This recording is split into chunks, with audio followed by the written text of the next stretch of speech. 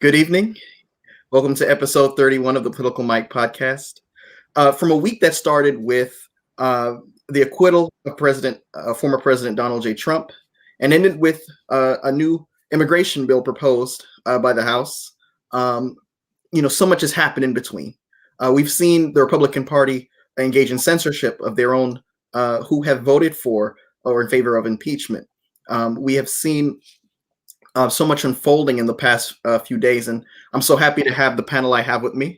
The other gentleman will be joining shortly, but I'm going to go ahead without further ado and introduce this very distinguished panel so far, and when the other two gentlemen jump in, I'll introduce them. So first, I want to introduce someone who's no stranger to the Political Mike podcast, Professor Preston Foster. Professor Foster is the founding president and CEO of WhatTheyShouldSay.org, Incorporated. Mr. Foster is the assistant professor and program director of public policy at Oakwood University in Huntsville, Alabama, and is also a regular panelist on WJOU's monthly issues and policy radio program. Professor Foster is the former chief marketing officer for Educational Testing Services, ETS Interactive Marketing Division, and also he served as the executive director of communications and public affairs at ETS in Princeton, New Jersey. Foster served as U.S. Deputy Assistant Secretary of Education in the Clinton administration and also won a White House Fellowship in 1994. Professor Foster spent his early career as a national accountant executive at AT&T. He holds a Master's of Public Administration degree from the Kennedy School at Harvard University and also completed executive studies at the Wharton School of Business. Professor Foster holds a Bachelor of Science in Business Administration, a BS in Business Administration from Oakland University. Professor Foster, so grateful to have you back. It's always a treat to have you on the program, so I'm looking forward to what you're going to bring tonight. Thank you, Michael. It's always great to be here.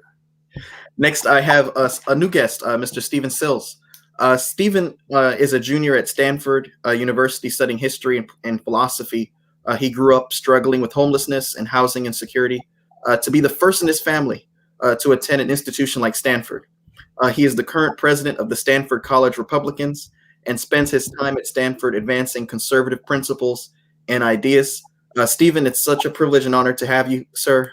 Grateful to have you. Hopefully this is not your last time being here. Yeah, no, thank you for having me. It's great to be here. And next we have Nathan Honore, who's no guest to Political Mike as well. Always a treat. And a pleasure to have him back on. Nathan is a 2L at Quinnipiac University School of Law in Connecticut with a passion for human rights. Nate, thanks for being back. And then Ethan Spurla, so grateful to have you, sir, is a sophomore at Stanford University. He's studying economics. He's from Flint, Michigan, coming from a humble rural background. And to attend Stanford, he's the current internal vice president of the Stanford College Republicans. Ethan, thanks for being here, man. And then last, but certainly not least at all, Mr. Brian Mcfadden. Brian is the host of the Pigskin Party podcast, which focuses on covering the NFL with a dash of humor and a mix of politics, pop culture, and more. He attended Florida State University, where he majored in communications.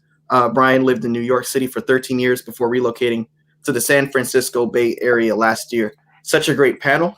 I want to start off the conversation by talking about the immigration reform bill that was introduced by President Biden's allies on Capitol Hill. The White House announced a sweeping immigration bill today that would create an 8-year pathway to citizenship for millions of immigrants already in the country and providing a faster track for undocumented immigrants brought to the U.S. as children. The legislation faces an uphill climb, though, in a narrowly divided Congress. Remember, we have a 50-50 Senate, and the Democrats have lost some ground in the House of Representatives. House Speaker Nancy Pelosi has just a 5-vote margin, and Senate Democrats do not have the 60 Democratic votes needed to pass the measure with just their party support alone. The administration officials argued Wednesday, that the legislation was an attempt by President Joe Biden to restart a conversation on overhauling the U.S. immigration system, and said that he remained open to negotiating. He was in the Senate again for 36 years, and he is the first to tell you that the legislation process can look different on the other end than where it starts. I'll start off with you, Stephen. What do you think about this proposal? Do you think that it would be wise for the Democrats to try to move forward with the reconciliation process, or do you know, like other conservatives I've heard say, look, Biden came to power with this message of bipartisanship, and so he shouldn't take another step forward if it's not going to get any or significant Republican votes across the aisle? Yeah, well, it's I think this is something I think Republicans and will certainly fight, and I think have an obligation to fight.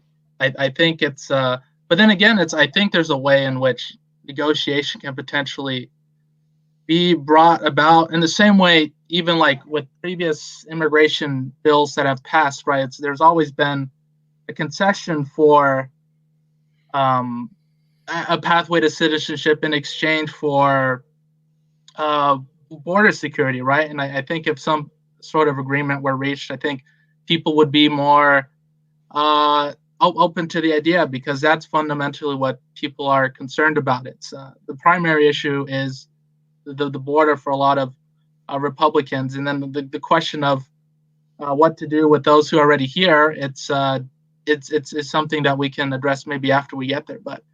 And even just like I know it's just like even with DACA, for example, that was the original constitutional concern, right? Was that President Obama doesn't have, it's not within President Barack Obama's executive prerogative to write laws, so to speak. So I mean, here is a way in which maybe there's a way around that. But as it stands, I think it's very unlikely that Republicans are going to support this, just because from a political standpoint, if this is allowed to pass, it's very unlikely that Republicans will ever end up in power per se. Again, it's you just look at Virginia and California and the way in which most Hispanic immigrants tend to vote. It's just very unlikely that there will ever be a significant Republican majority in the Senate in that sense. But then I think it's but that also demonstrates, I think it's Republicans can do a better job of I think appealing to Hispanic American voters by appealing to traditional family values, right, and the pro-life issue, which a lot of Catholic Hispanic Americans can agree about sensibly. But it's just immigration has very strong political ramifications for Republicans if they don't oppose this, really. Nate, your thought? Immigration reform, I think everyone agrees is something that absolutely needs to happen as soon as possible. And as much as I would favor a broad consensus bipartisan bill, as we all know, governments have to rule by consensus when a consensus can be reached. But I'm also not going to hold my breath on this bipartisanship issue. As much as there are people on Capitol Hill who do want to address this very pressing issue, it's also the fact that there's a bunch of people on Capitol Hill who would not refer to Joe Biden as the president-elect until after the certification of the Electoral College. And there's a big thing there that, a big hurdle that has to be, an elephant in the room, if you will, that has to be addressed first.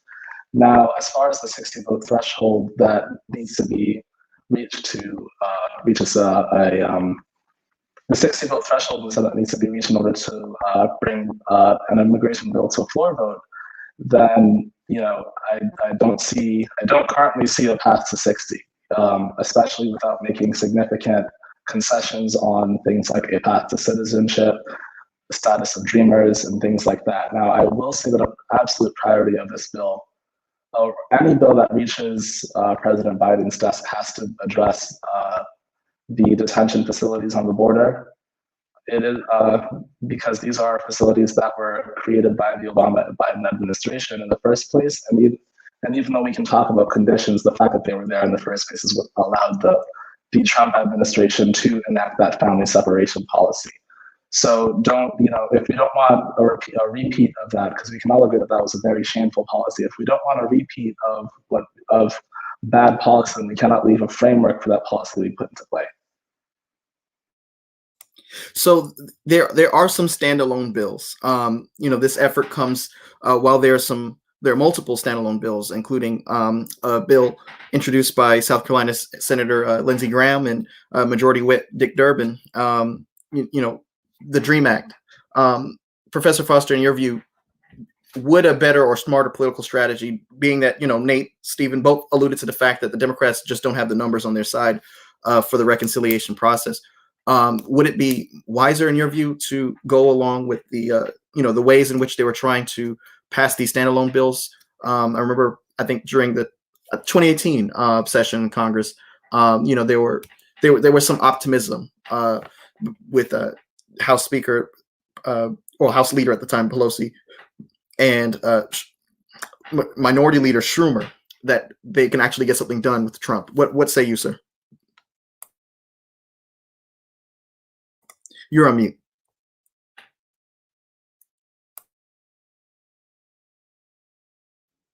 Yeah, I'm sorry. It was refreshing just to hear Stephen's take on this from the Republican side.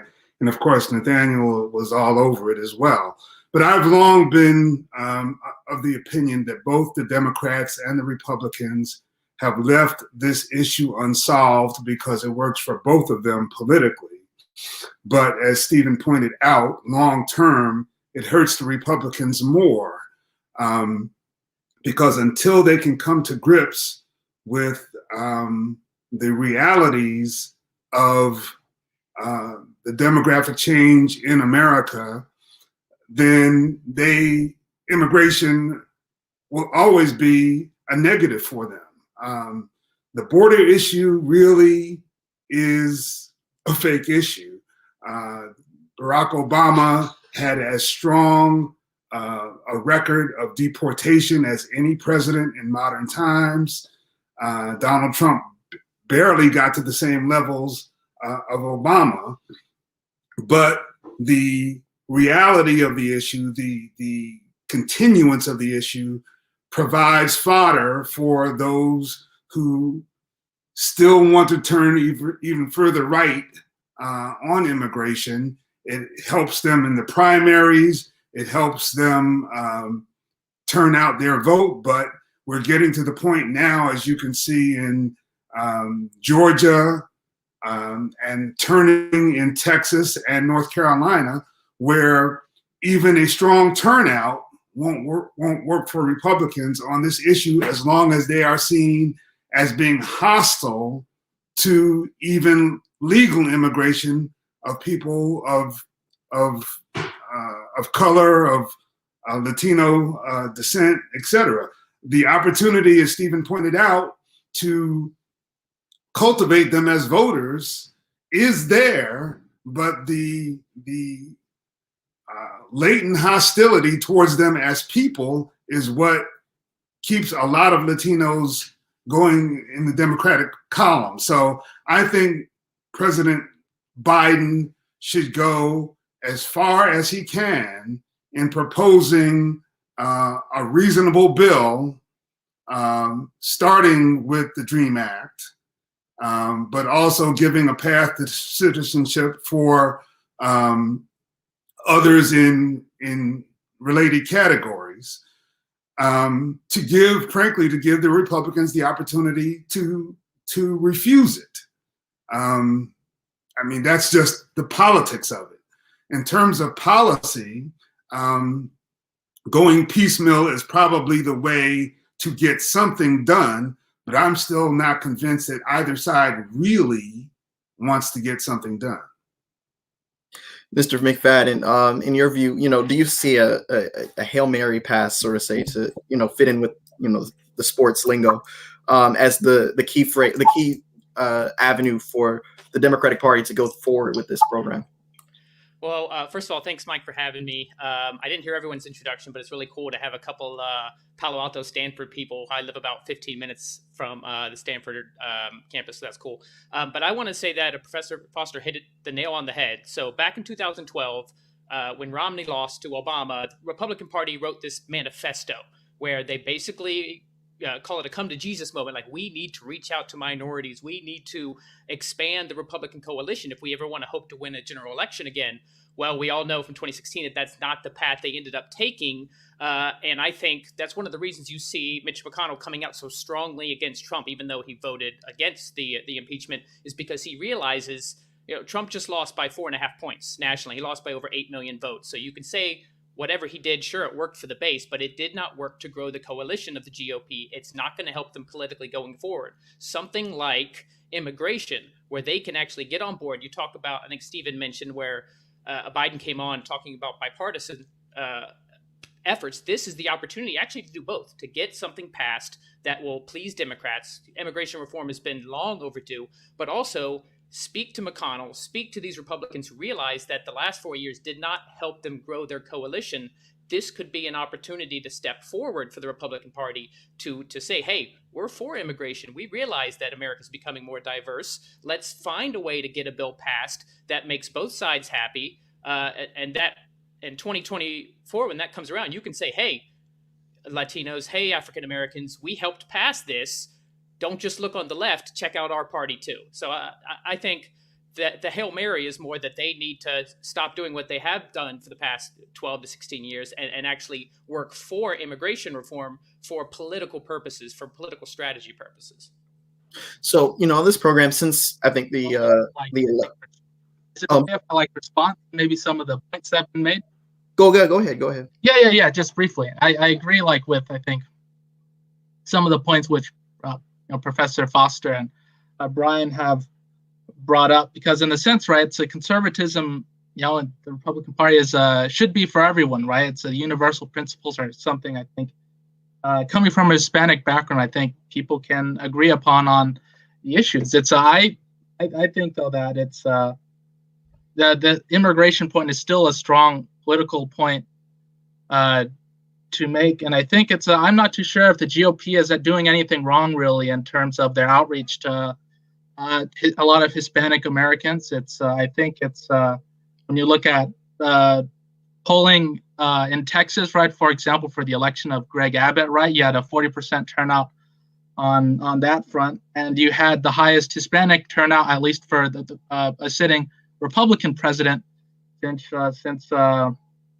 since Richard Nixon. So I do think that, believe it or not, there is a strong legal immigration does have a strong appeal to a lot of second and third generation Hispanics, and that's in addition to a lot of the social issues which I think the GOP could do better on. I think it's in fact the fact that the GOP has been too weak on some of the issues that have generally been traditionally associated with the Republican Party, like family and the pro-life issue. It's I've grown up in the Hispanic community most of my life, and the citizenship question poses a real emotional quandary, at least for me, because this relates to people that I know and who helped raise me. But then I think that there needs to be a nuanced solution to that problem, because I think our nation has an obligation to enforce its laws, and it's unfair to a lot of Asian Americans, and have a very strong resentment against our country's government because we don't enforce our immigration laws properly or fairly. It's because a lot of people have personal attachments. But no, just to wrap it up, I think the GOP is on the right track fundamentally on these issues and their outreach, and I think that a strong immigration policy is still perfectly within their purview towards a successful run in 22 and 24. Ethan, you want to add to that? Yeah, Stephen brought up a lot of great points that I was actually just going to say, but at least in our organization, I don't think you'll find a Republican that's not willing to say that the diversity is inherently what makes America America, right? And we want to keep that same principle at helm always, right? And we have to recognize that it was only a couple decades ago, right, where this issue of immigration is one that every American could get behind, regardless of what side of the aisle you were on, and we have to remember that simply because,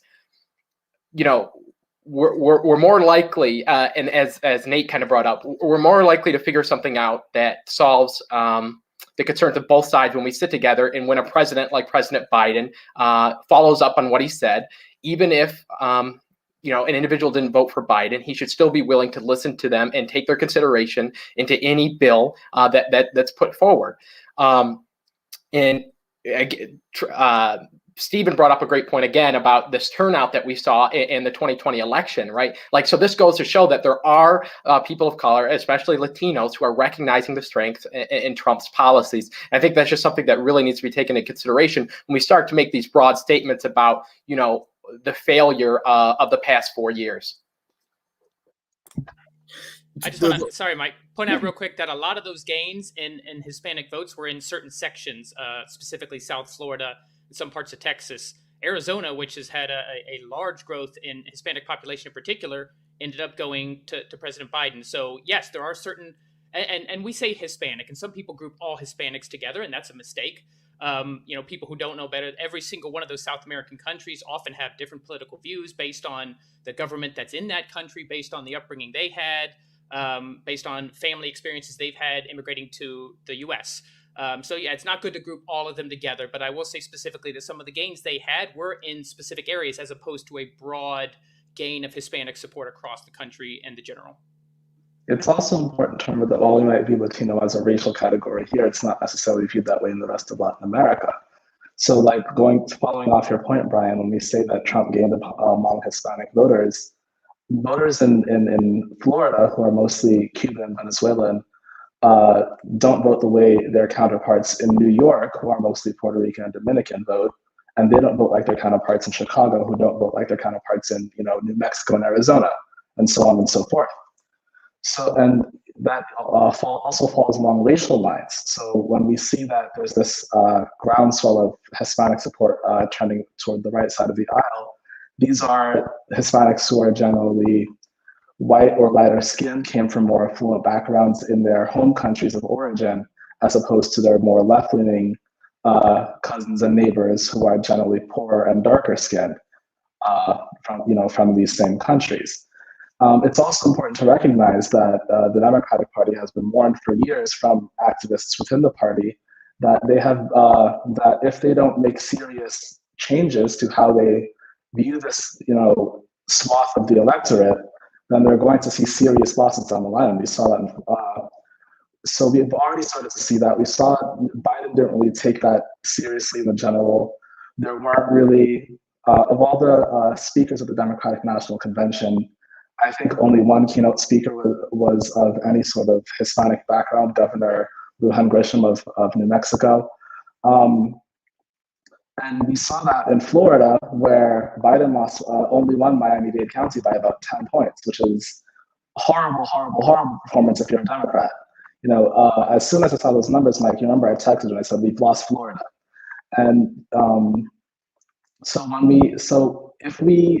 the best way to solve this issue is to look at the whole picture instead of this kind of the easy kind of cop out and say, okay, Latino voters want this. It's what does each specific community want from immigration reform? How do we make sure that refugees from El Salvador who came here in the 80s and 90s as part of the Civil War aren't being left behind? How do we make sure that people from Venezuela aren't being left behind? How do we make sure that people from Colombia aren't being left behind? And work from there.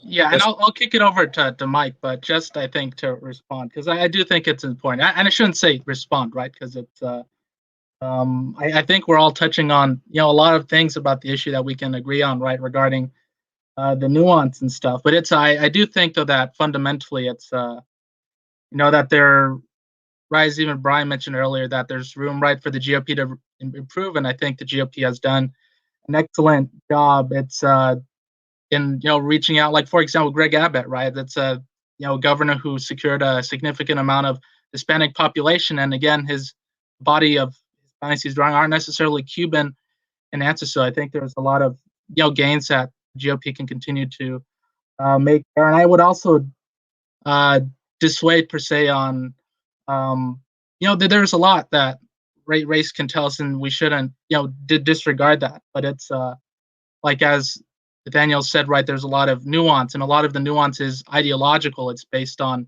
values and principles and connections to family, and we always have to be just mindful of the assumptions that we take to how we impose or view political conflict. It's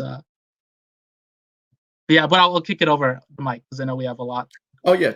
So this past Tuesday, during a CNN town hall, President Biden said that he would not eliminate $50,000 in student debt. This is shooting down a proposal that prominent Democrats have been pushing for. And President Biden said that he's open to some level of debt forgiveness. He said, "My point is, I understand the impact of debt, and it can be debilitating. But he said he's prepared to write off $10,000, but he does not believe he has the authority to write off $50,000. When I saw a lot of my friends posting and saying things from both sides of the aisle. From those who are Democrats, they were saying, this is why the Democratic Party, some of them, takes advantage of us. And I've heard, some criticisms on that side particularly. But, in my view, and, this is just me, I don't think the majority of people really voted for Biden for him to erase $50,000 of student loan debt. I think that they voted for him for his moderate position, for his ability to win over states like Georgia or swing states like in the Rust Belt, because there was such a fear, there was such an emergency. The number one thing that poll after poll showed that Democrats in the primary were interested in was who can beat Trump. And I think that was the thing that really drove the decision. It wasn't necessarily a policy-based decision as much as it was a desire to win the election. Professor Foster, what say you? What's your response to those criticisms? Is the Democratic Party, is this an example of the Democratic Party taking advantage of young people, in particular young people of color, or do you think this is an issue that people have to understand? When we're talking about student loan debt, that's a huge move, and we with the numbers we have in both the houses of Congress, we can't really expect to see sweeping change like we would like. You're on mute again. Sorry. I think President Biden was making just the classic political negotiations move. He knows that there is a growing base on the left that has to be addressed and respected. I think the way that President Biden handled, if you want to use that word, Bernie Sanders and the Bernie Sanders wing, both during the post-nomination period and during the campaign period, was brilliant. I think what he was doing was saying, I won't take 50, 10 may be my position. He may end up at 15 or 20, and that will tip his hat to that wing. It's also, at least in the short term, rather good policy, because people who are coming out of college, beginning their careers, can now redirect that money into consumption that helps them buy houses or buy furniture or do other things, or even go to graduate school. It frees up that capital because they're no longer, at least, on the hook for part of that debt, because that debt is kind of dead weight on the economy until it's paid off. So I think the president is drawing the boundaries around his centrist position by taking that position on school debt forgiveness. Ethan, you want to respond to that? Sure. Regarding President Biden's words, I'm like Professor Foster said, I'm not surprised that this is a route he decided to take. Now, what actually ends up getting done, that's a different story. President Biden noted, he didn't think he had the ability to erase away 50,000. So, I draw the argument. What says he has argument, or he has the ability to do 10,000, right? But no. it's an issue that needs reform, right? And I think by simply erasing debt now, it's just going to kind of kick the can down the road, so to say. I think we need some sort of reform, but again, just saying we're going to erase debt now, okay, but this issue is going to continue to expand and grow, right? So we need to find an issue to stop it before it gets any worse. And we have to come back to the table another 15, 20 years and come up with something very similar. And it's going to draw this kind of same sort of debate. So, I really like this conversation because it's interesting to see, how many people, placed a lot of stock in the fact that there was going to be debt. And I think, the anticipation it wasn't really paired with a number. Not that I remember during the campaign, that was, you didn't really have campaign signs that said, $50,000 debt rate was going to be erased. But now all of a sudden we're seeing that the expectation of what would be in a new Democratic administration seems to be running up against some disappointment. Nate, how do you characterize all of this? Well, first off, I think it's important to remember that Biden never actually pledged to take off $50,000 of debt. Once the election was called in his favor, his baseline was always $10,000. That was always where he was going to stick around. The $50,000 was a campaign proposal from Senator Warren and something that she got Schumer to sign on to. So I think it's important that we kind of draw that distinction. But it's also important to remember that, this is student loans is also a bipartisan issue, and there's a lot of things that can be done, like lowering interest rates, reining in the kind of race to the top when it comes to tuition dollars that universities are engaging in. But we also have to remember that $10,000 is not going to help out a lot of people. The argument that Senators Warren and Schumer are making is that the Secretary of Education has the statutory authority to erase debt, at will. It's something that previous secretaries of education have done on both sides of the aisle, executive debt forgiveness. And but the thing is with Biden, his view in stated policy has always been, get a bill, if you want $50,000 in debt removed, get a bill authorizing you to remove $50,000 in debt on my desk and I'll sign it. But we know with the realities of what Capitol Hill looks like, how the Senate is. The Senate is effectively a 60-vote institution, and that is highly unlikely to happen. So when you have people saying, wait, you have the executive authority to do this because the executive branch has this power, it's also important to remember that voters don't really care about the procedural thing. They care about how you can help them out,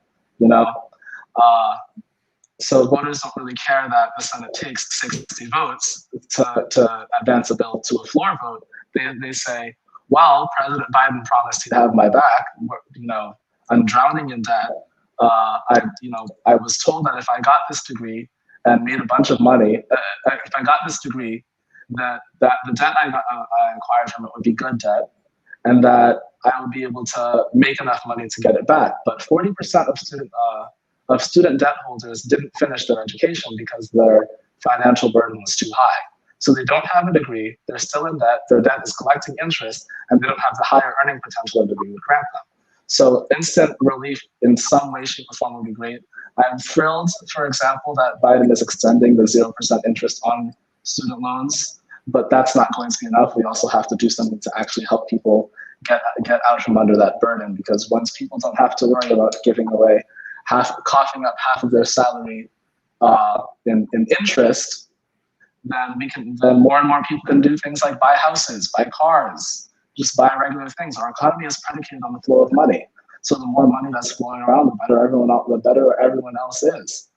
And it's also important to know that the voters would rather someone be loud and wrong than right and quiet.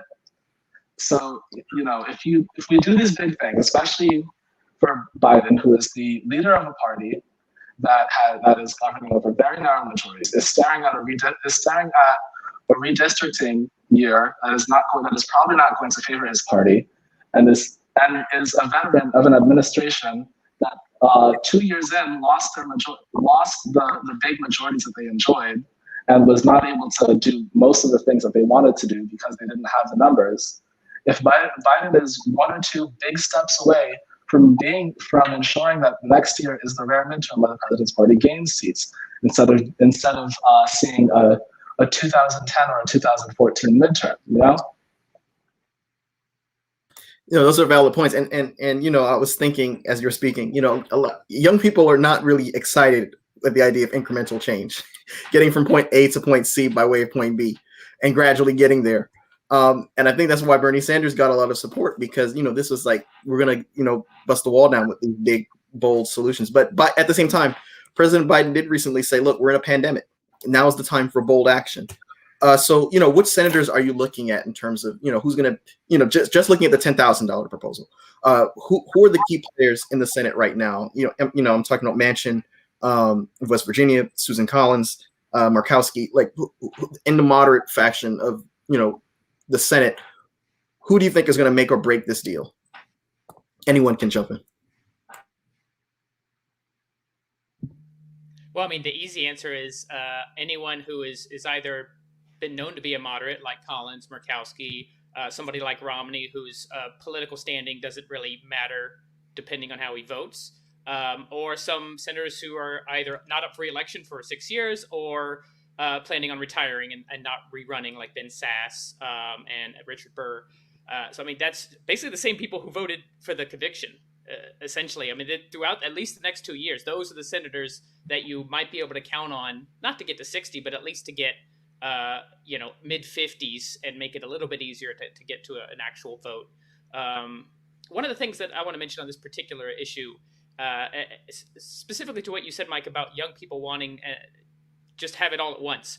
One of the reasons I think Biden won the nomination and won the election is people know that, for better or for worse, Bernie's way is not practical, right? And Senator Warren's for in a fashion, a lot of her, they're great sounding and ideal, but they're not practical. So it's hard to get anything passed in Congress, let alone something that's a big sweeping change. So Biden knows that. I mean, it can be a knock that he's been in the government for 40 years, but it can also be a benefit because he has seen how these things actually work, what works, what doesn't work. So agreeing to knock off 10,000, I think, is a very smart political strategy. It's easier for GOP senators to get on board with something like that, for GOP House members to say, okay, 10, I can get my constituency to understand a $10,000 cut as opposed to just wiping all of it out, because there are some financial repercussions. I think the system itself is broken. Obviously, I think we all agree here that the student loan situation is broken and needs a ton of reform, but just knocking $50,000 off from every single student who owes, what are the financial ramifications of that? And that will be hard for anybody. Some Democrats, Manchin in West Virginia, you said, that's hard for him to sell to his constituency if there's financial ramifications of a move like that. So, yeah, I mean, I think that's what it comes down to. Yeah. Professor Foster, go ahead. Yeah, I was just going to say quickly, I think Brian's definitely on the right track. I think Joe Biden is basically checking off a checklist of promises and wants to deal with the student loan forgiveness in whatever way the Democrats can agree to it and get something done. I think that the Democrats would be better off in reloading, if you will, Obamacare under the cloak of responding to COVID. You could reload a lot of benefits that were either part of or intended to be part of the original Obamacare bill and get some bipartisan support under it, under the cloak of this is how we're going to get more vaccines in the arms of people. This is how we're going to help people recover from the adverse financial effects of COVID, et cetera, et cetera. I think Biden is trying to as quickly check off his checklist so that he can go to things that have more substance and more bipartisan appeal. And Stephen, you're going to say something? Yeah. I agree with Brian and Professor Foster that, this is a sort of cheap, easy. Please call me Preston. Oh yeah, Preston. Yeah, sure thing. I will. Yeah, but yeah, this is it's a quick, easy solution to a very difficult problem, right? It's And it's obviously the question is who is going to bear the brunt of this. It's American taxpayers. So I do think, though, that there is a big political case to be made to the American people that this is not the obviously it's may appeal to young people with debt. I mean, maybe me or Ethan can't necessarily speak to it because we're low income Questbridge guys. So it's but it's I do think, though, as for a long-term goal to this problem is to really move away from the role that universities play in as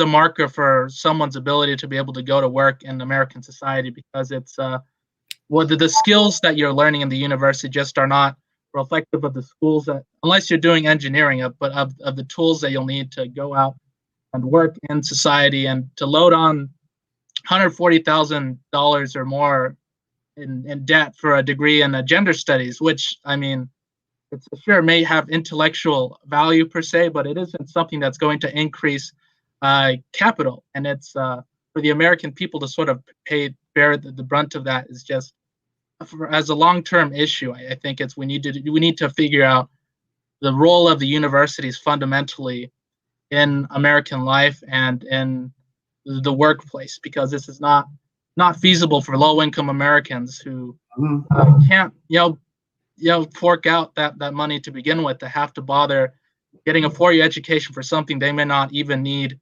at all. But this is a cultural thing, that we've sort of because we culturally believe that it's important, that it's become that. So I think just culturally, it's we do need to figure out how to move away from that, because it's not feasible at all for a lot of Americans. This conversation is making me think of Lyndon Johnson, because we've talked about how much experience Biden has in the Senate, 36 years. I think he was elected in 72, sworn in 73. I thought about Lyndon Johnson because that was during a period where there were so many progressive policies that were just being rammed through Congress, and whenever he was. Of course, the Johnson treatment. I think he was over 6 feet tall and towered over people. And, there's photos of him trying to persuade legislators. And whenever his aides would come and said, what about Senator so-and-so? How do we get them? And he'd say, don't worry about them. I've got his pecker in my pocket. And in other words, I've got him covered, and because he has these kinds of relationships in the Senate, he's not as worried of winning them over. Like, he has confidence. He has a lot of faith in the fact that he can meet them in the middle somehow, some way. So that's going to be something interesting. But I want to keep the conversation moving a little bit more. Texas is on the hearts and minds of so many Americans right now. Just yesterday, Wednesday morning, some 2.7 million households were still without power. Governor Abbott, the Texas governor, said that he ordered natural gas producers in Texas to stop selling fuel outside of the state and to instead sell it to the state's power generators in an attempt to help restore electricity to millions of residents still without it. Abbott also said that more power is being brought online to get people's electricity back. And when asked which areas should be expected to have restored power or when that might happen, he responded, he doesn't know. I'm quoting him, he said, that is information that has not been provided to me. Beto O'Rourke has been someone who has risen back on the airways in terms of his criticisms of the Texas state government and their response to the severe winter weather that they're experiencing. He said that, from everything that he's learned in traveling to the 254 counties of Texas, folks have gone days now without electricity, and we're focused on the stupid wars in terms of whether we should play the national anthem at the Maverick games, or whether we should be a sanctuary state for the NRA. What is your response to those criticisms and your response to the state government's actions thus far with this ongoing crisis in that state? I'm thinking back in the Bush years, going back to 2005 with Bush's response to Katrina, and the political damage that the perception of him on Air Force One flying above the wreckage had. And I always thought if Katrina had happened in 2004, we'd be looking at a different Bush-Kerry election. What say you, panelists? One thing first we need to remember that this is what happens when you run a government like a business. The government of the state of Texas disconnected their power grid from the rest of the country in order to avoid federal regulation. So now you have these power companies. You have people like Jerry Jones who are thrilled about how much natural gas they're going to be able to sell to people and how much money they're going to make from it, because there's no federal regulation over Texas's power grid. Power grids usually don't just cross state lines; they even cross international lines.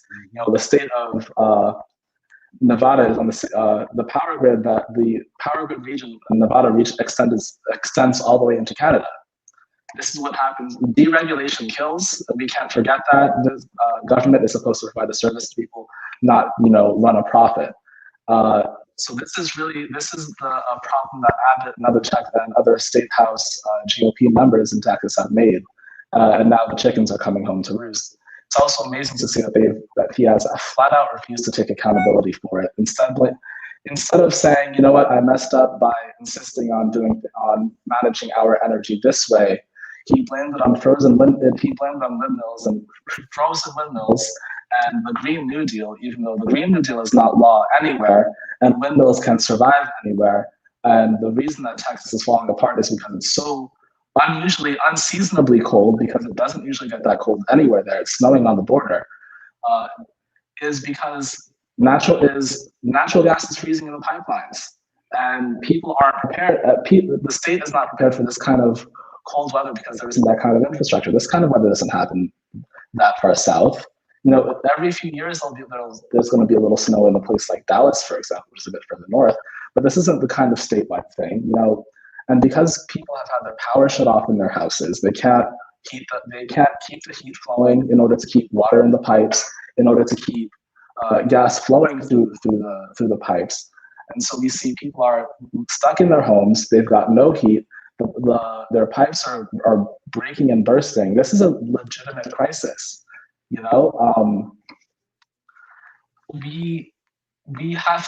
can't get so this is a legitimate crisis. We can't get stuck in instantly pointing the finger in the traditional way at the traditional boogeyman of AOC and Bernie Sanders. But it's also important to remember that people are legitimately being affected here. Texas is a big state. It's a very diverse state. It's not just Houston and Dallas and San Antonio. There's a lot of land in between. There's a lot of people in between that are being severely affected. Like, there are people freezing to death in their homes, and as people are powerless, we're seeing that power is staying on in places that are wealthy. Power is staying on in the metro regions of major cities, but people who are sitting in their homes, who pay their utilities, are not able to get power, even though these empty buildings still have their lights on. You know what I'm saying? So this is a failure of not just leadership or policy, but also a failure of imagination for failing to see that this was what was going to happen when this kind of decision was made. And not just because blizzards don't happen in Texas, but on the other end of the spectrum, what if a different weather event had happened and the same kind of energy failure had happened? We can't. Government provides a service. Government does not exist to run a profit. It exists to do things for its servant. And we have public servants in Texas saying, well, if you expected us to provide your heat, then you're just going to have to deal with it. These people stood in line to vote for these leaders, and these leaders are failing them in the moment, and people are suffering because of it. So, Stephen, before I pivot to you, because I know you're bursting to respond, but some Beto O'Rourke, I think, is eyeing a run for governor in 22. He recently said, look at Governor Abbott's State of the State speech, in which he gave, within the last few weeks, he listed 5 top priorities. In them are election fraud, given the fact that we had the best, he said, the most safest, most secure election, quoting the individual who was overseeing the election, who was a Republican. The most secure election in American history. There really is no election fraud concerning Texas, certainly not to be a top 5 priority. He mentioned the fact that Texas, he said Texas could be a sanctuary state, but nowhere in the 5 top priorities were this ongoing crisis in terms of the severe winter weather. Stephen, jump in. Yeah, well, I think as much as it is a question of, the fact, right, that it was natural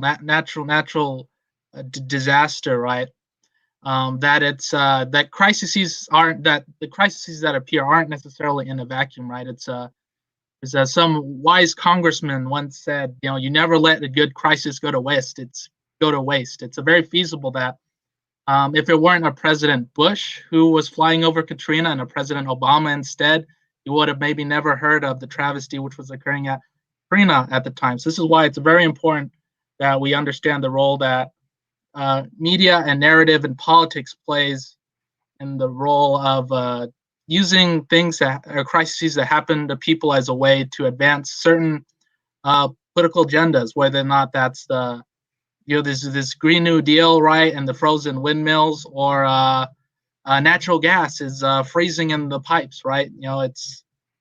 I do think though that there is a nuanced discussion to be had about what the proper response could be. We just have to be, however, separate that from this the public policy question, which everyone wants to bring in. Why everyone wants to use the crisis to further their own political narrative. If it isn't Katrina, if it isn't Texas, for example, it used to be. It wasn't just people were having this conversation when it was Hurricane. I'm forgetting the name of the hurricane 2 years ago. It's look at these backward Texans. Yeah, that's right. Look at these backward Texans. They're taking they're all about this gun ho states rights, and then now they have to depend on the federal government. Honestly, it isn't a genuine conversation. It's very cheap, and it's very political, really. That's the role of a crisis in advancing a narrative is very important, at least to what's going on here. But we also have to deal with the fact that at some point, on some issues, public policy really does matter. What you do and say about the coronavirus matters. What your regulations around gas pipes and infrastructure matter. These things have, yes, they have an effect on the political agenda of both sides, but at some point, and I'm talking about Governor Cuomo in New York as well, but the actual policies matter. They are affecting people. People are dying because of public policy, because of bad public policy. In Texas right now, you have a governor, as Nathaniel said, avoiding responsibility and shifting responsibility and pushing a false narrative to avoid talking about the actual policies that could not respond to this natural disaster. There are regulations that were put in place that would have mitigated this, but because the public policies in Texas lean towards less regulation, this is the effect of it. There are states surrounding Texas that are experiencing similar weather that don't have the similar public policy challenges that Texas has. So our political leaders, I understand politics and I appreciate politics, but at some point policies matter. Yeah, so, and I just real quick, I agree 100%. I think that policies matter, and I think that the point you made even about like Governor Cuomo's policy is another example of this. I think I can remember when earlier in March when this was brought up, and this was people were decrying Cuomo's policy regarding the nursing homes, even as there was an open ship with empty beds just waiting to be used. But this wasn't, no one we're only talking about this now because the election is over. Because at the time, news media stations thought that this story was a distraction. For political reasons, we can't allow or give the president any issue which might potentially be used as a cultural. And I think it's it's a tragedy, right? Is that public policy question is the question that matters and is the conversation we have. But it's unfortunately it's not the one that we are having. It's always very, very superficial, and that's something we have to be knowledgeable of. And Cuomo, what's happening with Cuomo right now is a perfect example. But if we're talking about what caused this, the fact that Texas's energy supply is completely deregulated, how is that not having that policy discussion? If, for example, you think Louisiana is not experiencing the same kind of demands on the power that Texas is, maybe not at the same level, but because Texas is a much larger, much more populated, much wealthier state, but on the same structural level, people who aren't used to this kind of winter weather trying to do what they can to stay warm and stay alive. And then for the political leadership of the state to say, well, it's not my fault. It's the Green New Deal, which is not law yet. It's green energy, which accounts for around 10% or less of Texas's energy. And then for the governor to say, well, I don't know when your lights are going to turn back on. For local mayors to say, well, it's not my responsibility to keep your lights on. And then for the senator of your state that you elected, who, of course, as the senator has an office of public engagement, to decide that this is the time to go on vacation to Cancun and sit on the beach, this is a failure on many, many, many levels. As horribly as Governor Cuomo has handled the coronavirus, and although I am a Democrat from New York, I am no great fan of Governor Cuomo. As horribly as he's handled this, you wouldn't see, when he was writing books about leadership in a crisis, everyone was like, what are you doing? Remember when people were dropping dead left and right in your state? So this is a failure of leadership, and it's a failure of people within the circles of those leaders to hold them to account. I'd like to quickly jump. We're talking a lot about these policy failures, and I think a lot of people are quick to forget what happened in California back in 2000, 2001 with the market manipulations and capped retail prices of this really energy shortage in California, which led to millions of people being out of power. And we still see blackouts today with the fires. But what this really illustrates, right, is that what's tending to come back up is this idea of I'm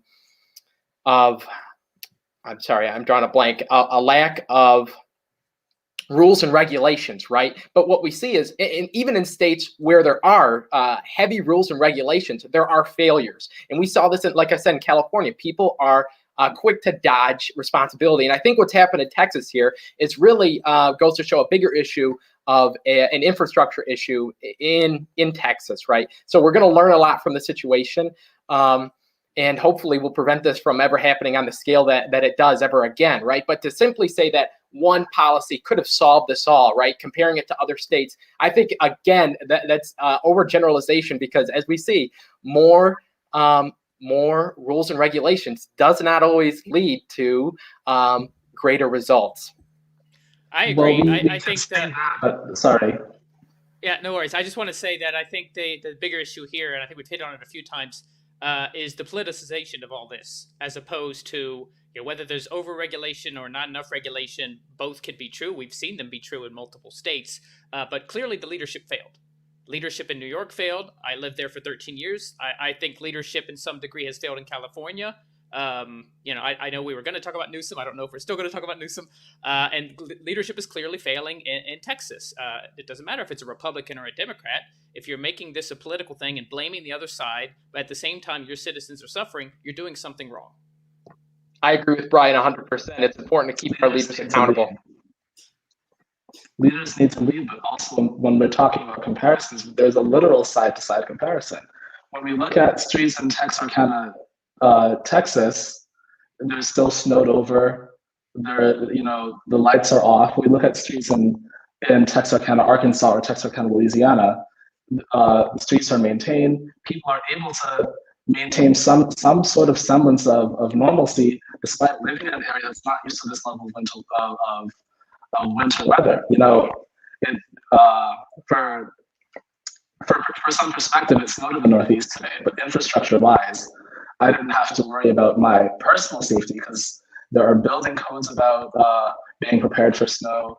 There are state plans about these kind of snowstorms. So, as I was doing my schoolwork today, I heard the trucks coming around to clear the snow away. I didn't have to worry.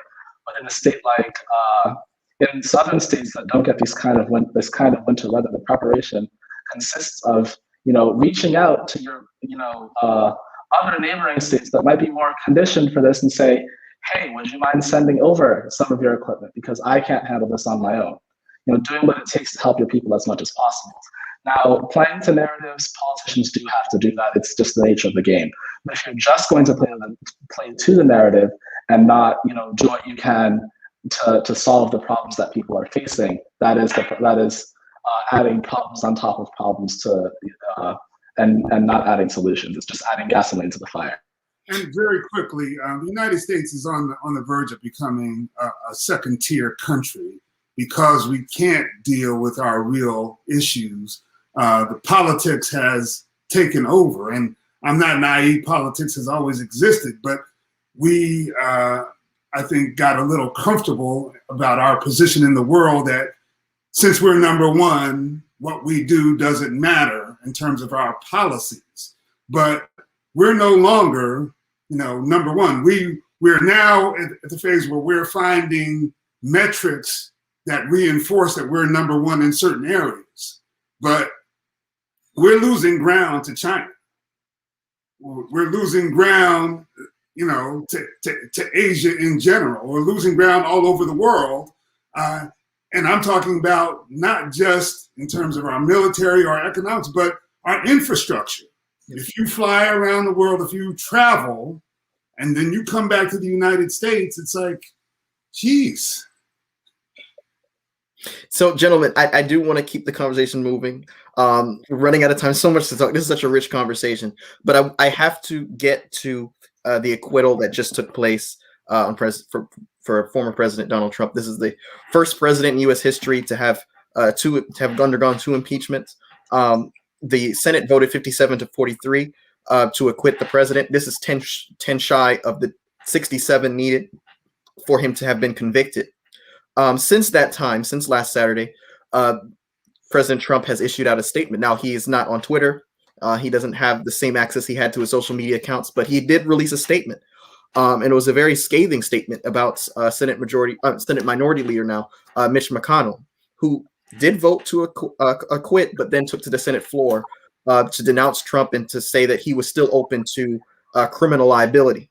According to Mr. Trump, he said in Mitch's Senate, over the last two election cycles, I single-handedly saved the at least 12 Senate seats, more than 8 in the 2020 cycle alone. And then came the Georgia disaster, where we should have won both U.S. Senate seats, but McConnell matched the Democrat offer of $2,000 stimulus checks with $600. My only regret is that Mitch begged for my strong support and endorsement before the great people of Kentucky in the 2020 election, and I gave it to him. He went on from down to 20 points up and won. This is significant. I've heard senators say, you really don't want to mess with Mitch McConnell. Mitch McConnell is the most calculating politician on Capitol Hill right now. When you look at how he was able to get 3 Supreme Court justices within one presidential term, remember Scalia died February. A whole year essentially went by, and Mitch McConnell refused to allow Merrick Garland to have a hearing, and then that paved the way for Neil Gorsuch. Mitch McConnell, he's proven himself to be someone who thinks about not just the next election cycle, but the next generation in a lot of respects. So I want to get your thoughts on, this vote to acquit the former president. In addition to the fact that a lot of senators are facing censorship. Senator Richard Burr, my former home state of North Carolina, is just the recent one. where the North Carolina Republican Party unanimously decided to censor him. You have other senators, Pat Toomey. You have, Bill Cassidy of Louisiana, who've experienced the same thing. And then you have Representative Adam Kinzinger of Illinois, who I've always thought had presidential aspirations. His family wrote him a letter, and the letter said, "Oh my, what a disappointment you are to us and to God. It is now and most embarrassing to us that we are related to you." If that doesn't hurt you, I don't know which will. That's your family. I want to get your thoughts, panelists, on which direction do you think the party should go? Do you think that Trump crossing Mitch McConnell is a mistake on Trump's part? What say you? Oh, and also the censorships. Yeah. Well, at least I could say something. And I think fundamentally, I think it's the prerogative of the GOP to ideologically steer the direction they want the movement to go, and I think it's these censurings are perfectly justified in the sense that the GOP went and people voted for these senators and they did not reflect the values of the GOP, and so it's totally within there's for these senators to be censured is perfectly within that. And regarding McConnell, it's I think we do have a tremendous amount of appreciation for how he's handled the issues with the courts, but a lot of Republicans feel that the way his speech on the floor wasn't a principled stance. It was political hackery, right, to sort of appease this splinter that you sort of see appearing in the GOP right now, and to save his behind. And if you're someone like maybe us, well, I guess like me and Ethan, it's who don't have any intention to go into politics at all. It's electrical engineers, economists, but who care about the principles and the direction of the GOP. I think it's Mitch McConnell right now is an obstacle to that, and it's the GOP is more fractured now, I think, than it ever has been in recent memory. And I think there's a debate now among conservatives about the direction. Right? Is it, do we want to fight to preserve this populist wing of a reigniting of the conservative movement, which you found, or do we want to take it back to a place of normality, whatever that might mean, right? And I could talk about why I thought the ruling was perfectly justified and given the charges against him, but I've talked a lot, so I'll pump it. I'd love to ask Stephen a question, actually, if that's okay. I'm curious why you think that McConnell was on the wrong side of this. You mentioned there's a rift in the GOP, clearly, but why is it McConnell's stance against Trump that GOP people are questioning? And here's why I'm asking that. And this is, I'm somebody who are interested in politics in general. And so Trump, the populism that you cited for 4 years cost them the White House, them being the Republicans, cost them the House of Representatives, and cost them the Senate. Even if it got extra turnout, it so motivated the other side, and independents as well, to go out and get rid of Trump and completely cost them all three branches. So why do you think that McConnell's, and yes, it's 100% a political move, but why do you think that's the wrong move, as opposed to McConnell saying, okay, Trump's populism clearly didn't work. Short term, yes. Long term for the GOP, it didn't work. Let me not impeach him, but let me go ahead and try to get out in front of this and steer the GOP in a different direction that maybe will allow the coalition to grow and maybe bring in more people who have GOP values, fiscal conservatism, social conservatism, sure, but didn't really like Trump and his populist policies. I'm curious why you think that was the wrong move by McConnell. Yeah, well, I wouldn't say it's about, and first off, I think there's, on a political standpoint, I think there's populism at least there's another debate within the conservative movement right now, which is, this Reaganite traditional conservative, where we, limited government, right? And you have this, populist movement, which a lot of times it's kind of like horseshoe theory. It's you're bringing in a lot of concerning and we think racist ideas about the white working class and using the state right to appeal to identitarian means. at least think that that's really no different than the sort of identity politics that the far left likes to play, and that's why we're concerned. But the issue more broadly, at least with McConnell, isn't the policy the policy on the merits. I think in 2020, the election you saw was very close, and it wasn't per se because of the policies in themselves. It was the virus, but most importantly, it's just the president is just his own worst enemy. I think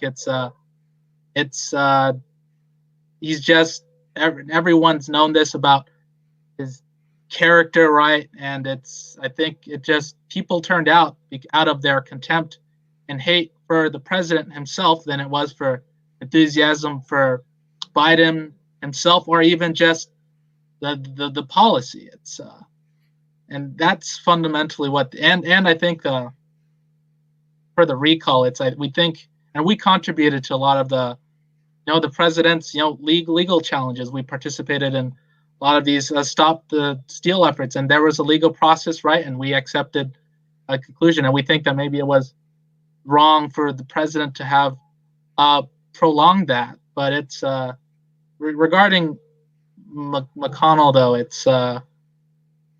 it's just the fact that you just affirming a wrong ruling, which undercuts the president and the people who voted for him. It might have just been better for him to just have voted to convict with all the others rather than take a very cowardly position. I couldn't disagree more. What McConnell did in terms of not voting to convict him was political. His speech was right on the facts. His speech had nothing to do with the constitutionality of the impeachment trial. It had to do with what Donald Trump did to incite the insurrection against the Capitol and the false narrative that he promoted about the election being stolen.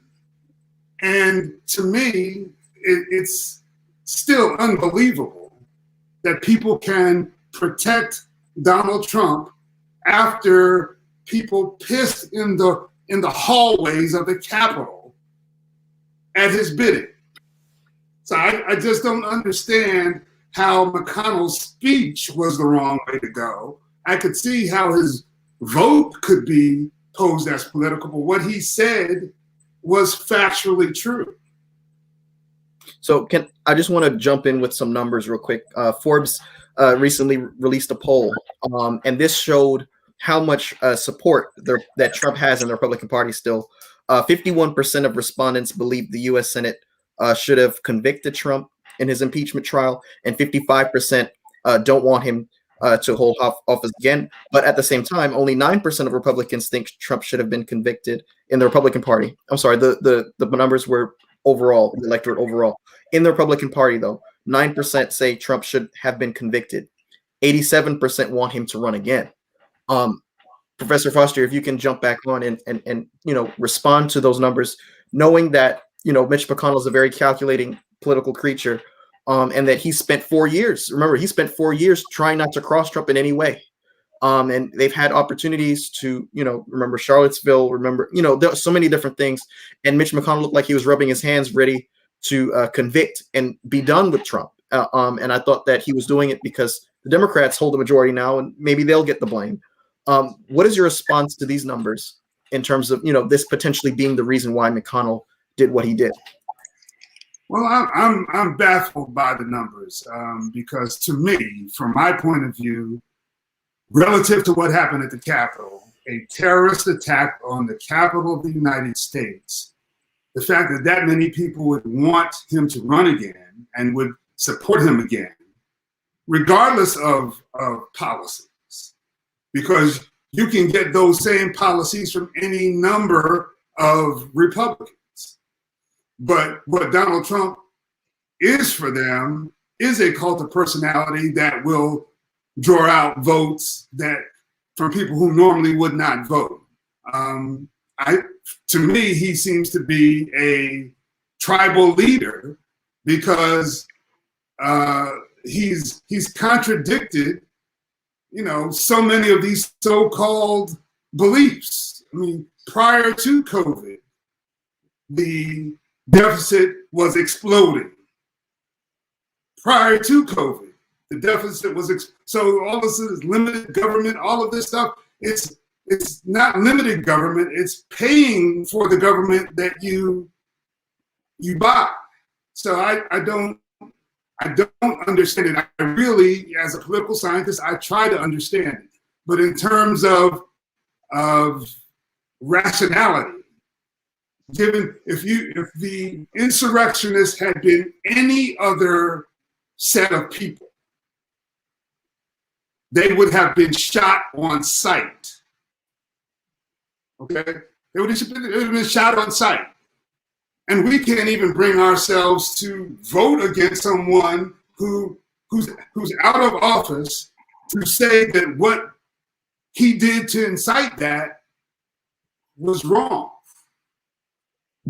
It's also important to remember that impeachment is an inherently political process. It's so political that courts won't touch it. If you think your impeachment was done wrong, then that's something you just have to carry with you to your grave, because the courts will not look at questions regarding impeachment, because that's strictly belonging to the Senate. So the Senate decided whether or not it was constitutional to try a former president, which speaks to Mitch McConnell's actions during this trial. He threaded a needle very carefully. First, he indicated that he was absolutely for impeachment and for freeing the Republican Party from Trump. Then once Trump was impeached, he purposely delayed the trial until after he was out of office, so that he could raise the question of, is it constitutional to try to hold a trial on a federal officer once they're no longer a federal officer? Voted against holding the trial, voted against witnesses, but the whole time was saying, well, this is a vote of conscience. I'm not going to be whipping people's votes. He encouraged everyone to come in with an open mind.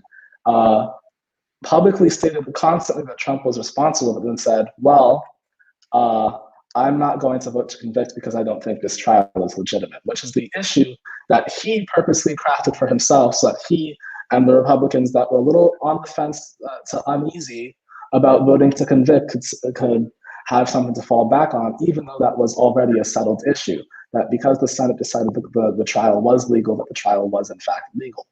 So whatever, now I am genuinely surprised at a few of the Republicans.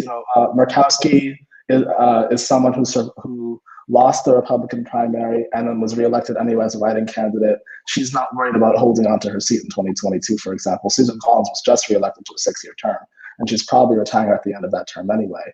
I'm genuinely surprised about Burr, who is the kind of senator that managers were targeting, someone who is from a swing state, someone who is retiring at the end of their term next year. And I'm surprised about Cassidy, who did say that he was going to come in with an open mind, but this is someone who actually initially voted against holding the trial. Now, Cassidy and the senators that voted, the Republicans that voted to convict might, justify their actions as we are trying to save our party from itself. So they might not care too much about censure from their state party, especially because it's effectively just when you censure someone, you're effectively just sending them a mean text. It doesn't really hold any weight. It doesn't say, well, we're stripping you of our party label. They're not banning them from running ever again. They're just saying, we don't like what you did, so here's this mean letter. But for it just really speaks to Trump's grasp on the party as a whole, his ability to bring people out to vote. The big thing for a lot of Republicans is, I don't want to cross Trump because I don't want Trump to endorse my opponent, who is then going to be the reason that I can't stay in the Senate. Although Trump doesn't really have a great record of picking winners. Mitch McConnell was always going to be reelected to the Senate. Kentucky is a red state that elects Democrats to statewide office, but not during presidential election years. Kentucky is one of those states that has odd number year elections, so it's a bit easier for candidates to stand on their own as this is what I support, as opposed to that party affiliation when we talk about state and local politics. But it speaks to the whole, because this is someone who sent his people after them. He accused Kelly Loeffler while she was still in the Senate of colluding with Brian Kemp to keep Doug Collins off the ballot. This is someone who put a massive pressure campaign on his loyal vice president to try to overturn the results of a free and fair election. This is someone who, once he realized that wasn't going to happen, sent a mob into the place where the government of the United States does its business in order to delay and stop, essentially, the certification of this election. These are people that came in screaming, "Hang Mike Pence," during a time period where it wasn't just the vice president and the speaker of the House, number 1 and 2 in the presidential line of succession. It was the vice president-elect that was there. This was an attempt to literally halt the government and stay in power. And that's not just a frightening thought. It's also, Trump was advocating for federal power to overturn the way states administered their own elections, which is the most anti-conservative thing I've ever heard. And so, we can't say that these Republicans were not following true conservative principles. What they, by voting to convict and saying it's not acceptable that you tried to overturn state elections, because in this country the president is not elected by the people, the president is elected by states. It wasn't just that you did that, it's that you sent people against our capital, which is the first time the capital had been breached ever, the first time the flag of the Confederacy had ever flown the capital. These are people that tore down the flag off the top of the Capitol so they could wave the Trump flag, And for the party to not even be able to come together and say, that was wrong. They fumbled effectively a moment for true unity, for everyone to come together and say, that was not okay and we should never do that again. Now the party has to make a decision, and they have to make it quickly because they can't have it both ways. Are we going to be that party of Ted Cruz and Cindy Hyde-Smith and Josh Hawley and go this way and just continue to counterpunch and mudsling and cry fraud every time we lose?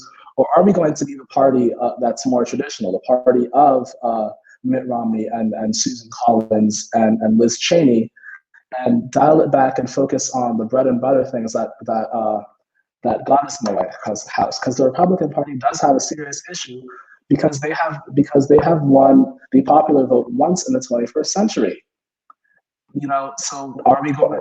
So as a party, this was the time to say, how do we identify the issues that led to that? How do we acknowledge that we have this problem, and how do we, cut around effectively the rot that allowed this to happen? But this is what happens. Trump has become so effective at getting Republicans to vote that they don't want to lose that. Trump is the very rare presidential candidate to gain votes the second time around. The previous record for votes in a presidential election was Obama in 2008. Even though he was reelected in 2012, he lost votes.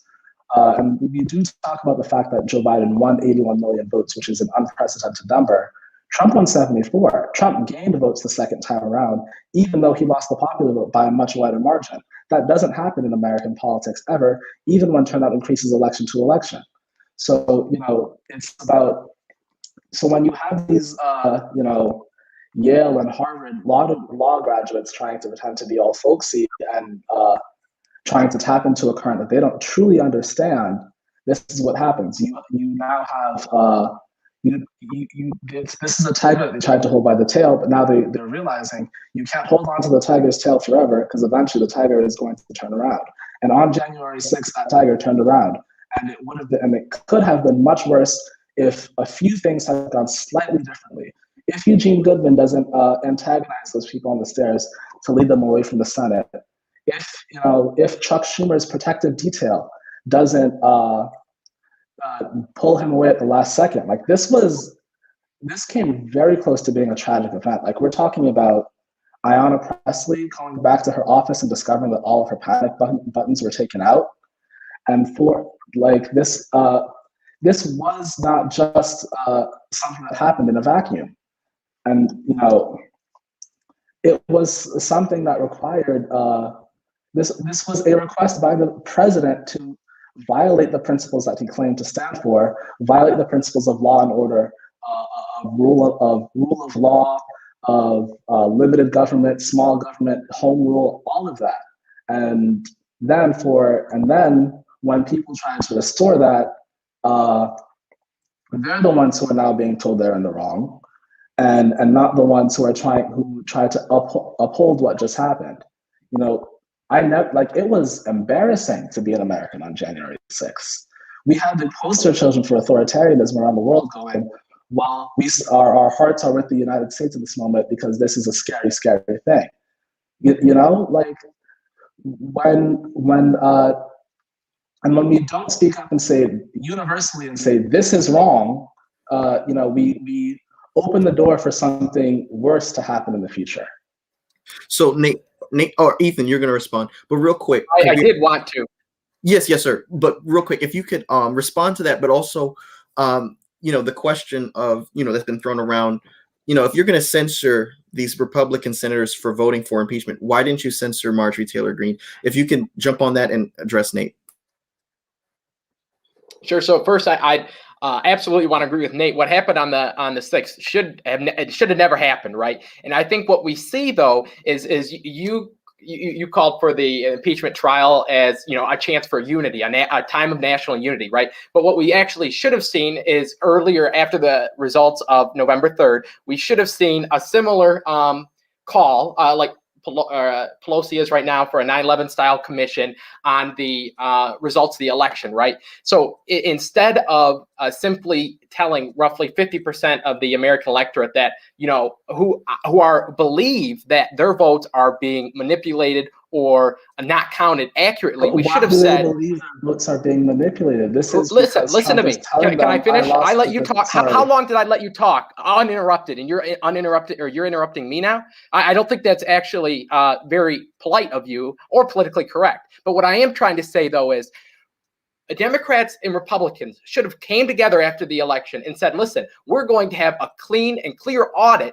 that allows both sides to air their grievances, just like a trial would have done, right? Instead of to let this boiling point, let this holding this tiger by the tail. We should have never got there. Should have never got there. But instead, we see something that should have never happened, right? Is these concerns of roughly 50% of the American electorate being thrown under the rug. It should have never happened. And just to, with or without Trump, or for better or for worse, the Republican Party will never be the same because of Trump, right?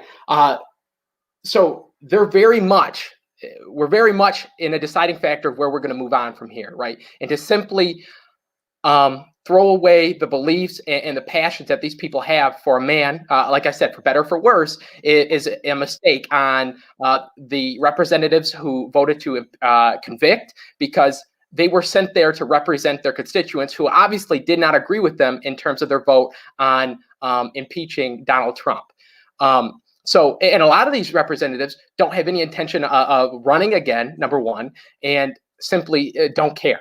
So again, it's kind of backstabbing their constituents who sent them to represent them. And instead they're representing their own interests, and similarly, like Mitch MCConnell. So that's all I have to say. But I really appreciate, being able to finish my statement uninterrupted.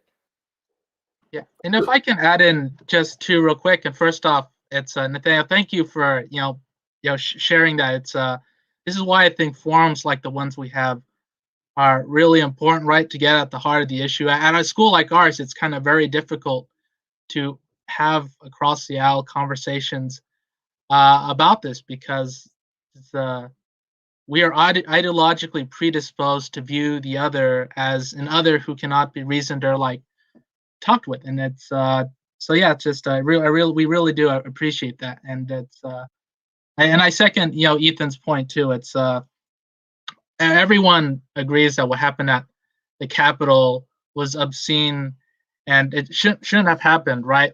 A lot of, but by the same token, there was a lot of us who had been concerned and thought there were reasonable election irregularities. There was an opportunity to air those at Congress, but because there were people who thought to take violence as a means towards that end, that civil, reasonable dialogue was not allowed to be had fundamentally. And it's, I think we should be able to come together and condemn violence and hold actors accountable if there were, like it's, I think, the president maybe indirectly, maybe shouldn't have pushed it after the legal issue was done. But by the same token, it's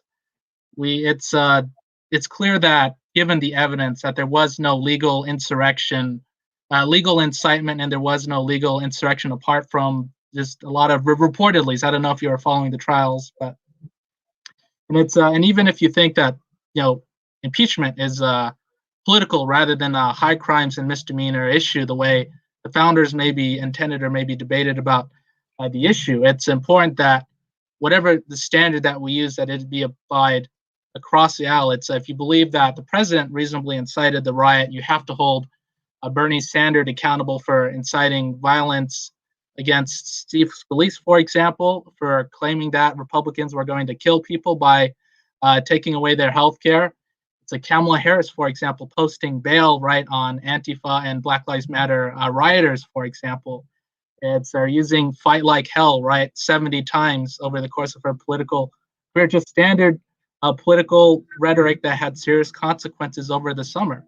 It's on these political grounds, there are immediate grounds for the impeachment of both Kamala Harris and President Biden. We have to ask ourselves if that is the road that we want to walk. It's violence should be condemned right unilaterally, but if we're going to hold the president accountable, we are also going to hold the Black Lives Matter and Antifa rioters who are responsible for the much more dramatic and violent summer that we had, people who were complicit in false narratives of systemic racism, which we can have debates about, right, reasonably. And it's, but it's to a lot of Republicans, this is the line where that has to be drawn. It's either violence is acceptable for all or it's acceptable for none. And if there are issues which are incredibly controversial, we need to come together and talk about them rather than otherizing the other. If there's this travesty of systemic racism and police brutality, we want to come together and address it and come to the truth of it. If there's election fraud, we come together and we debate it. We don't assume ourselves as inherently having the truth and try to censor those who are perpetuating this attack on democracy, whatever that might mean, and inflaming things even further. It was only in 2016, for example, that this Russian collusion was, supposedly they'd undermined the legitimacy of the 2016 election. And now you sort of have this similar, and there's why is it that we can't have conversations about the truth of the matter without there being this violent blow up? There should have never been a violent blow up. People should have had the opportunity to have their grievances heard, right? It's Martin Luther King, violence is the language of the unheard. But why is it that it had to get to that position? Why is it that people felt so dramatically about their voices not being heard on the airwaves that they felt that they had to, a select few actors took it upon themselves to violate the Capitol? It's an incredibly egregious offense, and it's just. There Go were ahead. 52 court cases, many of them heard by judges appointed by Donald Trump, that litigated these charges of fraud.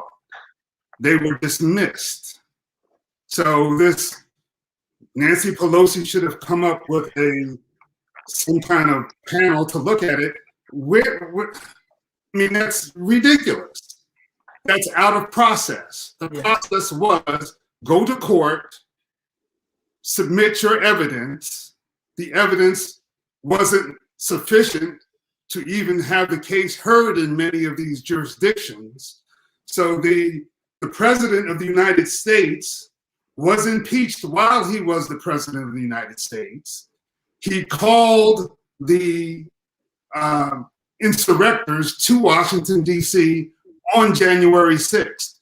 On January 6th, he told them to go to the Capitol.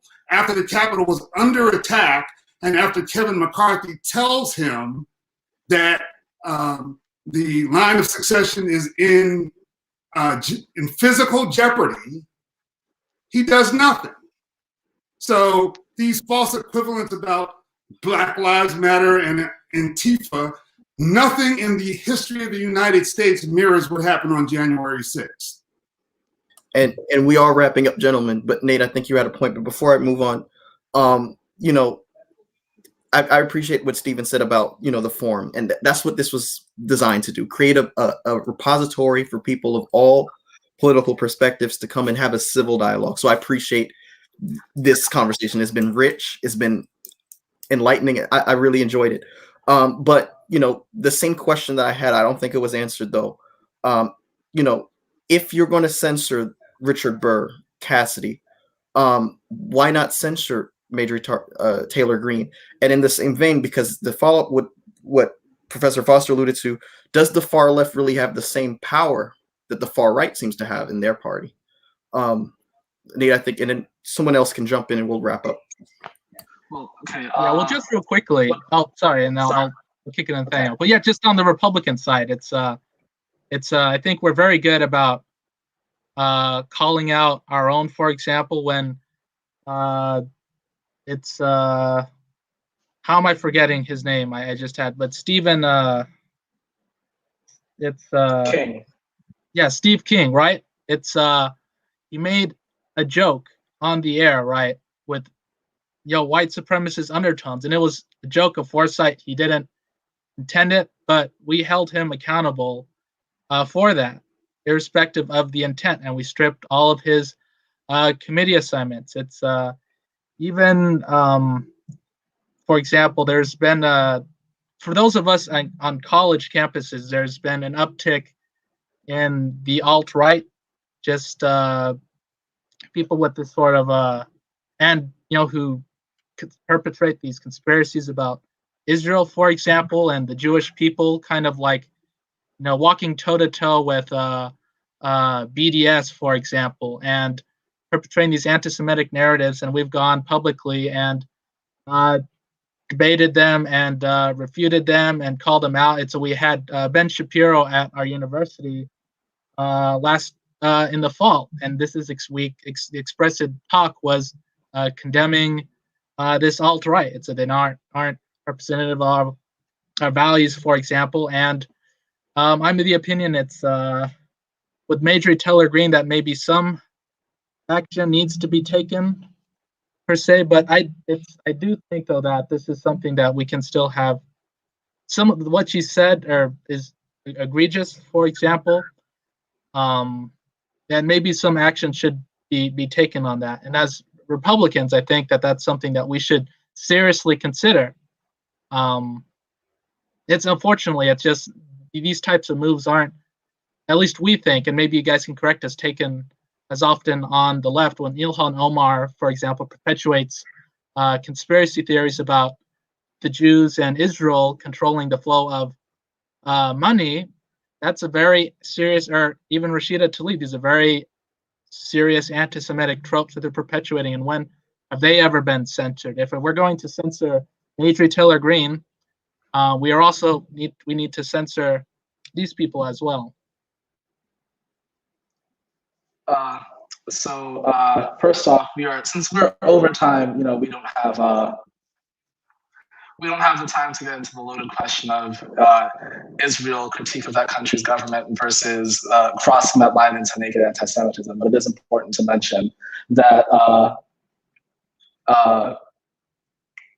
the comments that Tlaib and Omar made were roundly criticized, not just by Republicans, but by Nancy Pelosi herself. Also, Democrats do hold their own to account. During the Me Too wave, when more and more resigned, he's no longer in the Senate. Yeah, during that wave, when more and more survivors of sexual misconduct were finding their voices to say something horrible happened to me, when someone spoke up against Al Franken, Senator Kirsten Gillibrand, who ran for president as a Democrat last year, was the first to say, didn't even waste time, didn't let 24 hours go by before she said Al Franken must leave the Senate. And Al Franken left the Senate because he decided that that a subsequent investigation into his actions was not worth the distraction, both for the chamber and for the people that he was representing. When Marjorie Taylor Greene becomes the second Republican member of Congress in 2 years to approach a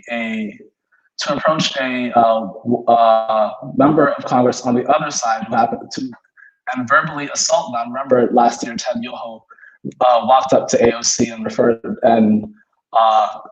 to her with language that I will not repeat on this podcast because it's not language that should ever be used in polite company.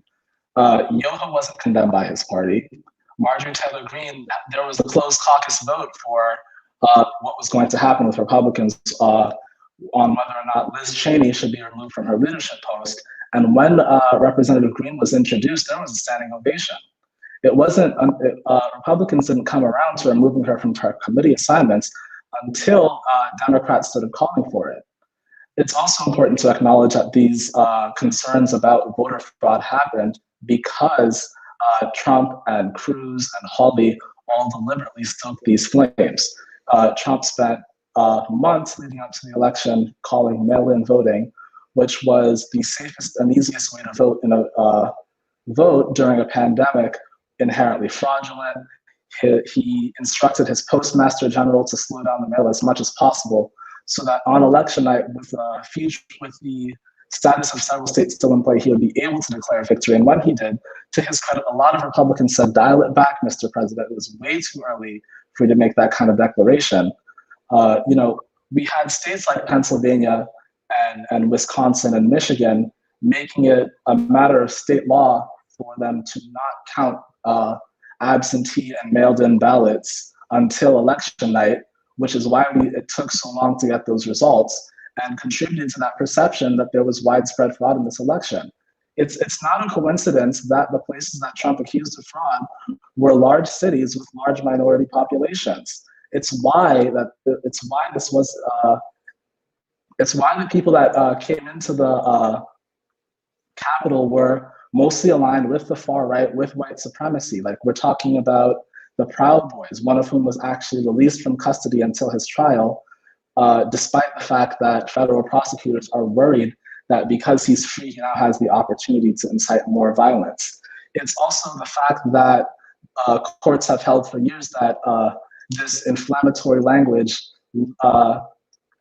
is incitement when it leads to immediate harm. So for Trump to have this pressure campaign, for the Georgia runoffs to be centered on whether or not Perdue and Loeffler would fight for Trump, it's about standing. It was the party's opportunity to say, okay, we've gone too far. Maybe we should dial it back a little bit. Maybe we should try to find a little bit of consensus. There was no need to have a commission for an election that everyone agreed was free and fair. There were less irregularities in this election in Michigan, Pennsylvania, Wisconsin than there were 4 years ago. And Democrats were highly, highly angry that Hillary Clinton lost and Trump won.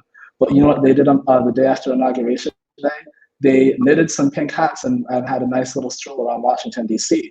They didn't storm the Capitol and demand the hanging of Joe Biden for not finding some votes for Hillary Clinton, because Joe Biden was presiding over the electoral vote counting at that time in his constitutional role as vice president. There are times when people on both sides go too far, but they are held to account. Democrats do a pretty good job of holding their own to account. Al Franken was effectively forced to resign. Ilhan Omar and AOC and Rashida Tlaib faced criticism from party leadership every time they step too far out of line. It's what happens when parties are big tents. But for Republicans to have, for congressional Republicans, I'm not talking about the nationwide party, I'm talking about the people on Capitol Hill, for them to, all be in agreement that January 6th was a terrible, terrible day, but not take any of the steps to hold any of the actors accountable for it, is really just kind of talking out of both sides of their mouths. Which decision are you going to go? Because you cannot toe this line forever. Well, it's a very easy solution. I think it's you hold the individual actors who were directly there and caused the violence. It's there's just, I mean, it's like you use the case played, it wasn't a legal case, but even the political arguments they played out, and it just didn't meet a bar of incitement according to the law, and it isn't even insurrection, right? This is a standard or a bar that has never been litigated since the Civil War, and the question is, do we want to really appeal to that for political means? I think it's a very dangerous path for us to walk. But that's that. Well, I just want to thank each of you gentlemen for what you brought to the political mic. This was such a dynamic conversation. I think one of the most politically diverse conversations we've had. And I really am grateful to you, Stephen, and to you, Ethan, for joining from Stanford, the Stanford Republican College Club. I just want to thank you both. Mr. Brian Mcfadden of the Pigskin Political Podcast, the Pigskin Party. Very interesting podcast. Go follow it. Yeah, go follow it. I want to encourage my viewers to go check it out. They're on Instagram. And Professor Foster, always a treat. Nate, always a treat. I want to thank you each for watching, for tuning in, for being engaged. And I would encourage my viewers, like I always do, to stay active, stay engaged, stay plugged in to the news. Stay away from sketchy news sites, stay into real news sources, and make sure that you are doing your job as a citizen to be informed. With that being said, I'm going to go ahead and conclude episode 31 of the Political Mic. Thank you all so much.